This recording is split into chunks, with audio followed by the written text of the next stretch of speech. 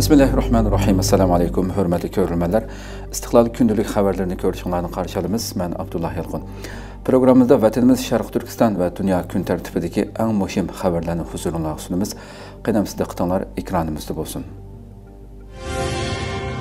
Yaponiya bosh vaziri Xi Jinping bilan ko'rishganda Sharq Turkistonni tilga oldi. Asiya Tinch okean iqtisodiy hamkorlik tashkiloti boshliqlari yig'iniga qatnashgan Yaponiyaning yangi bosh vaziri Takaichi Sanai 31 oktyabr Xi Jinping bilan Koreyada ko'rishgan bo'lib, u suhbat jarayonida Sharq Turkiston masalasini tilga oldi. Yaponiya taratqullari bu uchrashishni muz bilan o'tning suhbati deb sifatladi. Yaponiyaning Xitoyda turishliq bosh elchixonasi organ to'rbatida suhbat tafsilotini e'lon qildi. Bildirilishicha 30 minut davomlashgan suhbatda ikki taraf hal bo'lmagan masalalar haqida dialoglarni davomlashtirish kerakligini ta'kidlashgan.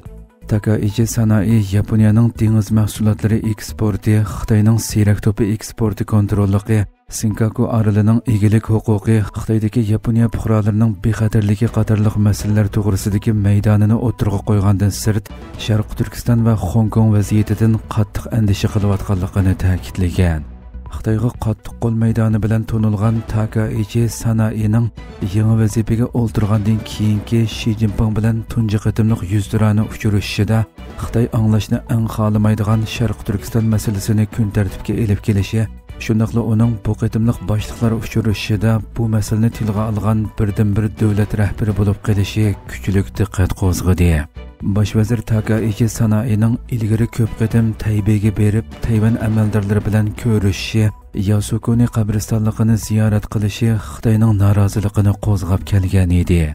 U yana yangi vazifaga o'ltiribla Yaponiyaning mudofaa xarajatini zo'r darajada oshiradiganligini e'lon qilib, Xitoyni qattiq bearam qilgan edi. Xitoy Qashqarda yana bir xalqaro yig'in o'tkazdi. Sharq Turkistonda irqiy qirg'inchilik jinoyatini davomlashtirayotgan Xitoy bu hafta Qashqarda yana bir xalqaro yig'in tashkillab, atalmish qonunchilik hamkorligini kuchaytirganligini da'vo qildi. Xitoy tashviqot vositalarining xabar qilishicha, 30 oktyabr Qashqar shahrida Xitoy O'rta Osiyo Janubiy Osiyo qonunchilik munbiri 2025 o'tkazilgan. Mazkur munbarda atalmish qonunchilik hamkorligini cho'nqurlashtirib, bir balvoq bir yo'lni yuqori sifatda o'rtaq barpo qilishga mulozimat qilish bosh tema qilingan bo'lib, Xitoyning muavin adliya ministriga o'xshash bir qism yuqori darajalik amaldorlar, Sharq Turkistondagi qo'rchoq amaldorlar, Pokiston, Qozog'iston, Qirg'iziston, Sri Lanka, Hindiston qatorliq aloqador davlatlarning vakillari qatnashgan. Atalmish Uyg'ur Abtonom rayonlik qurultay doimiy komitetining mudiri qo'rchoq amaldor Zumrat Ubul yig'inda so'z qilib, Xitoy rejimining strategiyalari va Xi Jinpingning yo'l yo'riqlarining taraqqiyotga turtki bo'lganligi, atalmish Uyg'ur Abtonom rayonining Yipak yo'li iqtisod balbig'i qonun ishlari rayoni qurilishini olg'a siljitadiganligi, texmi yuqori qatlamli qonunchilik jihatdagi almashtirish va hamkorlikni kuchaytirganligi haqida jar solgan. Boshqa Xitoy amaldorlarimiz so'z qilib, Xitoyning zamonaviylashtirish muvaffaqiyatlarining O'rta Osiyo, Janubiy Osiyodagi davlatlarni yangi fursat bilan ta'minlaydiganligini, bu qatimliq munbarning atalmish qonunchilik jihatdagi almashtirish, hamkorlikni qanot yoydiradigan muhim supa ekanligini da'vo qilgan. Yig'in jarayonida Xitoy bilan mazkur davlatlar o'rtasida ko'p turli hamkorlik kelishimi imzolangan. Asosiy maqsad nutqi ham 3 parallel munbar ta'sis qilingan va buldirg'i Xitoy O'rta Osiyo davlatlari Oliy sud mahkamalari boshliqlari yig'inining Urumchi bayonotining natijalari o'tirg'a qo'yilgan. Xitoy yaqinqi yillar mobaynida ko'plagan xalqaro yig'inlarni Sharq Turkistonga o'rinlashtirayotgan bo'lib, irqiy qirg'inchilik jinoyatini pardozlash bo'lsa, bu harakatlardagi maqsadlardan biri hisoblandi. Jumladan, bultur sentabr oyida Xitoy O'rta Osiyo davlatlari Oliy sud mahkamasi boshliqlari yig'ini Urumchida o'tkazilgan edi. Xitoy yig'inda atalmish 3 xil kuch, davlat halqagan tashkillik jinoyat, turdagi jinoyatlarga zarba berish qatorliq jihatlarda moslashish, hamkorlashishni cho'nqurlashtirish, rayon xavfsizligi, muqimligini qo'g'dash haqida o'rtaq kengashganligini da'vo qilgan edi. Kanada bosh ministri qoida tuzumga asoslangan savdo davri o'tib ketdi dedi. Kanada bosh ministri Mark Carney Koreyada Xi Jinping bilan ko'rishishdan ilgari konu dünya savdo tüzümünün oxirlashganligini bildirib, dünya iqtisodining eng chong o'zgarishlardan birini boshdan kechirayotganligini aytdi.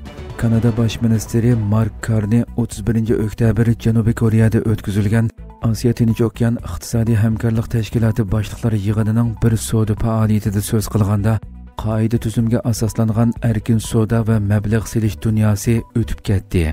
Dünya iqtisodi 1989-yili Berlin temi yiqilgandan buyonqi eng chong o'zgarishlardan birini boshdan kechirayotdi. Qoida tuzumga asoslangan erkin savdo va mablag' selinma muqim oshgan nurg'un davlatlarning gullanishini, jumladan Kanadaning gullanishini asos qilgan u konu dunyo amdi yo'q deganlarni bildirdi. Mark Carney 31-oktyabr Xi Jinping bilan Koreyada ko'rishgan bo'lib, bu Xitoy bilan Kanada rahbarlarining 8 yildan buyongi tunji qatimliq rasmiy uchrashishi hisoblandi ekan. Mark Carney suhbatdan keyin muxbirlarga uchrashishning intayin muvaffaqiyatli bo'lganligini aytgan. Kanadaning Xitoy bilan bo'lgan munosabati g'arb allari ichidagi eng nachar munosabatlarning biri hisoblandi.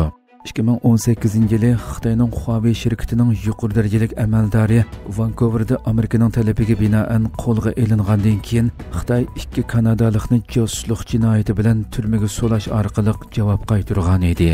Bu voqealar ikki davlat munosabatlarining ig'ir darajada sovib ketishiga sabab bo'lgan edi.